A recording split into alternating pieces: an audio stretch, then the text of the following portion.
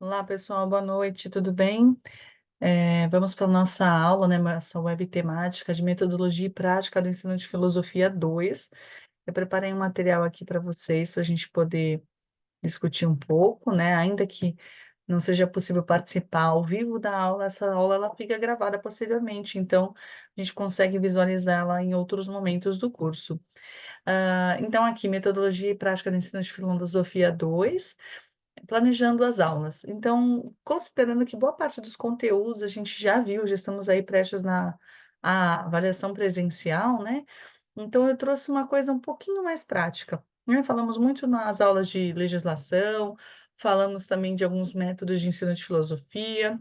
E como é que a gente faz isso na prática? Como é que a gente planeja uma aula de filosofia? O que que caracteriza a aula de filosofia, por exemplo? Então, eu vou trazer um pouquinho dessas discussões hoje. Planejamento e organização, pensando nas aulas de filosofia. Primeira coisa que a gente tem que ter em mente, né, aquilo que nas aulas mesmo nós discutimos, são os documentos oficiais, né? Toda a minha atuação enquanto docente, ela tem que estar embasada na legislação, né? Com os objetivos que a gente tem para a educação básica, para as ciências humanas, no caso da filosofia. Então, eu preciso saber um pouquinho o que que nos diz a ELDB, os PCNs, também os PCNs, específicos, né, de ciências humanas, os OCNs, as orientações curriculares para o ensino médio, agora também a BNCC, né, dos últimos anos para cá, também tem as orientações para o ensino médio, e no caso também o currículo do Estado em ciências humanas. Então, esse currículo, ele vai depender do estado que você está, né? Então, normalmente a filosofia no Brasil, ela é oferecida no ensino médio. Existem alguns municípios que oferecem, sim, filosofia na rede pública, mas, normalmente a filosofia está presente no ensino médio. Em alguns casos, como eu disse, em alguns municípios, pode ter também na rede pública no fundamental e também na rede particular, na rede privada, né. Todavia, independente se a escola é pública ou privada, a gente tem que basear nosso planejamento, nossas aulas na legislação. Então, a primeira coisa é conhecer um pouco o que que nos diz a legislação, inclusive também as habilidades que se esperam desses alunos ou dentro dos conteúdos propostos. Outra coisa que a gente tem que ter em mente, uma vez que a gente vai fazer o nosso plano de aula, o plano de ensino, são as tendências pedagógicas. Então, existem várias disciplinas no curso que a gente vai estudar um pouquinho essas tendências pedagógicas, né? Para saber se a gente tem um viés mais progressista, mais liberal, também as questões do construtivismo. Então, a gente tem que estudar um pouco essas teorias pedagógicas dentro dos seus contextos históricos, é claro, né? De quando elas surgiram, mas também o como elas são vivenciadas e pensadas hoje, né. Então, quando eu falo: "Ai, que a minha aula ela é mais construtivista", ou algo do parecido, eu tenho que saber de onde que eu estou falando, de onde que eu estou partindo, né, qual a fundamentação, né, o que os autores nos trazem, como é que eu trabalho isso na prática. Então eu preciso conhecer essas tendências e também as metodologias de ensino, né, então as formas de ensinar. Em nossas aulas, nós vimos um pouquinho algumas metodologias de ensino, tá? Na verdade, esse é o nome da disciplina, né? E aí, conhecendo um pouco os métodos diferentes de ensino, a gente vai ter em mente, os objetivos que nós temos com aquela aula, ou com o bimestre, por exemplo, e a partir desses objetivos, o como a gente vai ensinar, o como a gente vai trabalhar aquele conteúdo. Então pensemos, né, num conteúdo, sei lá, filosofia política. Para eu ensinar filosofia política para o primeiro ano, será que os métodos que eu utilizo podem ser iguais ao terceiro ano ou não? Quais as especificidades? Ou eu devo usar só um método, ou no decorrer do bimestre a gente pode trabalhar mais de um método, né, que seria mais interessante até para atingir, né, diferentes possibilidades de inteligência, de compreensão. Então, conhecer a legislação, as tendências pedagógicas, as metodologias de ensino, tem que ter propriedade também nos conceitos, alguns conceitos e ideias que são descritos aqui também abaixo, né. Primeiro, né, competências e habilidades, o que são e quais as competências e habilidades que são esperadas para cada nível de ensino ou para cada bimestre. Avaliação, portanto, a gente também tem que ter noção, né, o que que eu estou avaliando, como eu vou avaliar.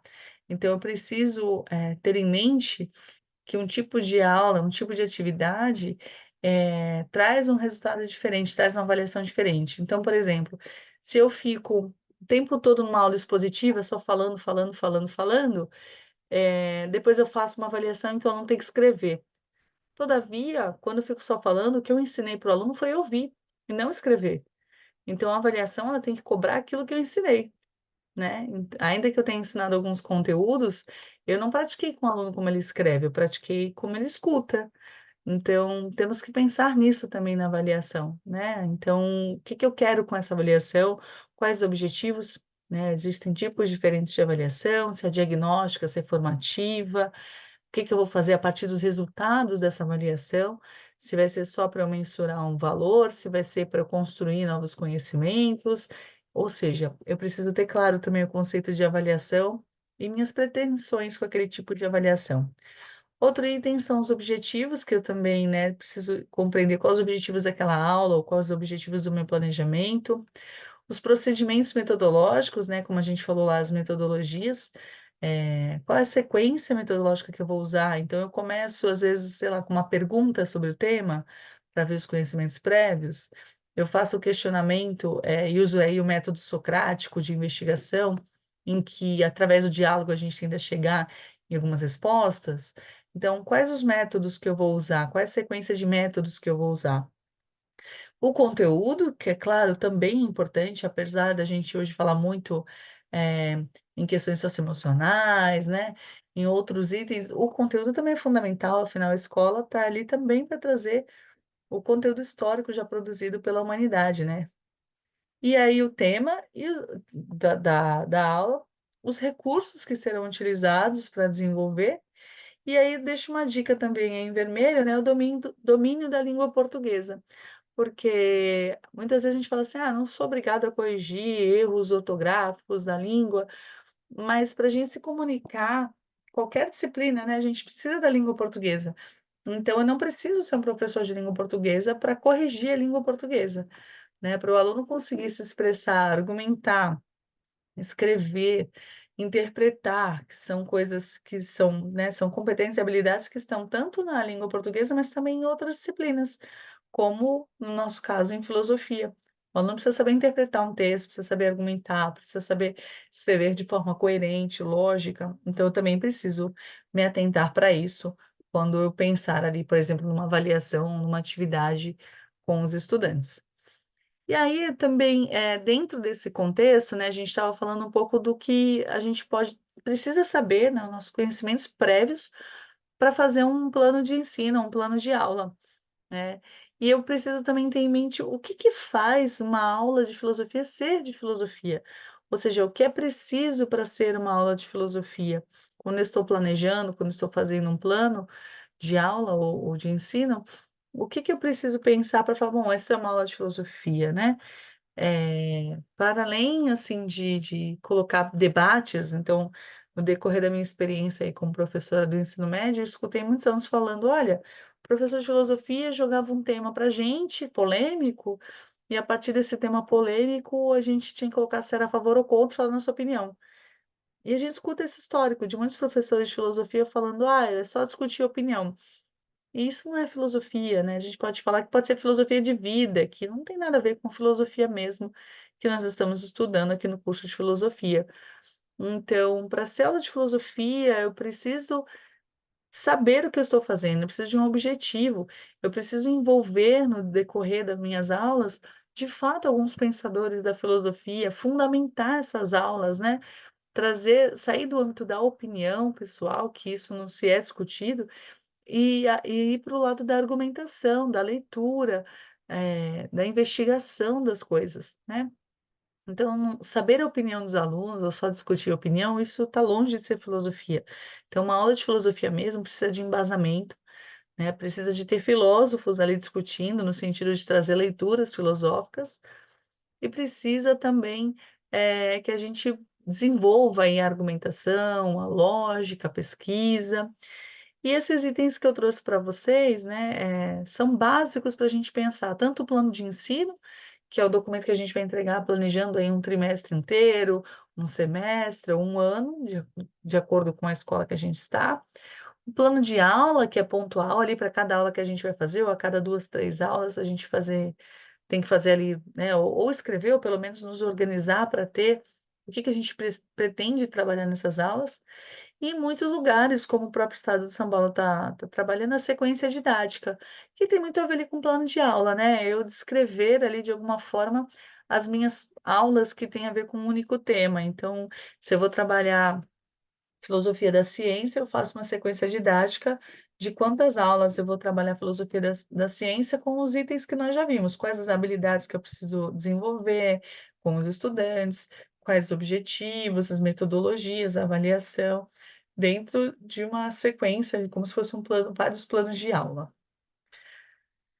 Então, né, lembrando, se eu vou fazer um plano de aula que tem um modelo, bem básico, assim, com itens que normalmente vai ter no plano de aula e mesmo no plano de ensino. Então, o plano de aula, no fundo, é um recorte do plano de ensino. Se o plano de ensino a gente vai trabalhar um ano inteiro, um semestre inteiro, aqui a gente vai ver um recorte daquilo que está lá dentro. E aí eu preciso normalmente tem algumas informações básicas, claro que dependendo da região, da exigência da coordenação, né, da escola que eu estou, pode mudar alguma coisa, mas existem alguns itens como, né, você tem que identificar qual é a turma que você vai trabalhar, até para a gente perceber se é adequado ou não aquele tipo de conteúdo e metodologia. A carga horária, vale lembrar que a gente não trabalha com horas, mas sim horas aula, né, dependendo do estado, são 45 minutos ou 50 minutos, que é diferente de uma hora, que são 60. O conteúdo, que é o tema, que vai ser abordado, o conteúdo e o tema abordados, né? Que tema que a gente vai trabalhar naquelas aulas. Competências e habilidades esperadas que o aluno desenvolva. Então, eu preciso ter em mente, quando eu faço uma aula, o que que eu quero que o aluno saiba ou desenvolva no final daquela aula, né? Eu tenho que ter um objetivo também. Os procedimentos metodológicos, ou seja, né, os métodos que eu vou usar, então eu começo a aula assim, depois eu vou fazer tal atividade, depois eles vão ter que escrever, vão ter que então eu tenho que descrever, como se fosse uma programação mesmo dessas minhas aulas. Por isso que eu coloco descrição do desenvolvimento da aula e seus métodos de ensino.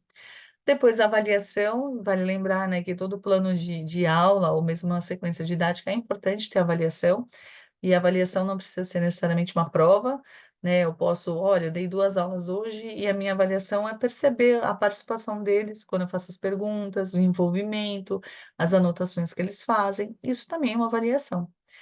E por fim, as referências bibliográficas, né, que é importante eu ter um embasamento para aquilo que eu estou fazendo. Qualquer ação educativa dentro da escola, ela tem que ter intencionalidade, e essa intencionalidade tem que ter uma fundamentação teórica. Então é importante eu colocar eh, ali o recorte de onde tirei aquelas ideias.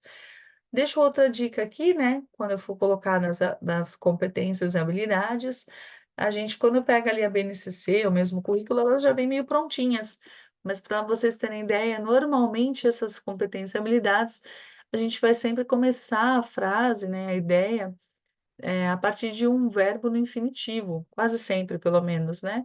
Então aqui são alguns tipos de verbos que estão presentes quando a gente fala no desenvolvimento de competências e habilidades, né. E aí tem a divisão, né, por conhecimento, compreensão, aplicação, análise, síntese e avaliação. Então a gente pode começar a descrever ali as competências e habilidades esperadas com a nossa aula, a partir desses verbos, né, debater tal coisa, aplicar tal coisa, analisar, combinar, e por aí vai. Então aqui fica essa dica também. E aí no plano de aula, então, portanto, a gente precisa pensar, como eu disse, né, nos procedimentos metodológicos e a própria avaliação e, por fim, as referências. E aqui, essas referências bibliográficas, portanto, são obras filosóficas, textos, filmes que a gente pode utilizar, ou então documentários, curtas-metragens, né, tudo isso tem que vir aqui nas referências, porque são outras fontes que nós estamos utilizando para poder, de fato, fazer nossa aula. E aí sugestões, né, o livro didático também, obras filosóficas, textos jornalísticos, músicas, filmes, tudo isso estarão lá como nossas referências das nossas aulas, né. Orientações, citações e referências bibliográficas conforme, documentos. Isso aqui é, né, quando eu deixo na sala também alguns exemplos para vocês darem uma olhadinha sobre citações e referências bibliográficas. Então, tem a dica na nossa sala, mas também vocês conseguem achar facilmente no Google, tá? Aí aqui alguns exemplos, né, como é que a gente vai citar essas fontes, o sobrenome, vírgula, o nome, aqui o título da obra, a cidade, a editora, o ano, e por aí vai. E aí esse espaço seria então para nossas dúvidas, comentários sobre a aula, é importante a aula ao vivo para isso, né, para que a gente tenha esse espaço também de diálogo. Como infelizmente dessa vez a gente não conseguiu ninguém aparecendo ao vivo, eu vou deixar esse espaço em aberto e qualquer dúvida, sugestão que vocês tenham, seja desta aula ou seja do material, pode entrar em contato através da nossa caixa de mensagens, ok? Então, considerando, que a gente conclui essa discussão, eu vou encerrar e vai deixar disponível na sala para vocês a nossa aula. Muito obrigada, uma boa noite. Tchau, tchau.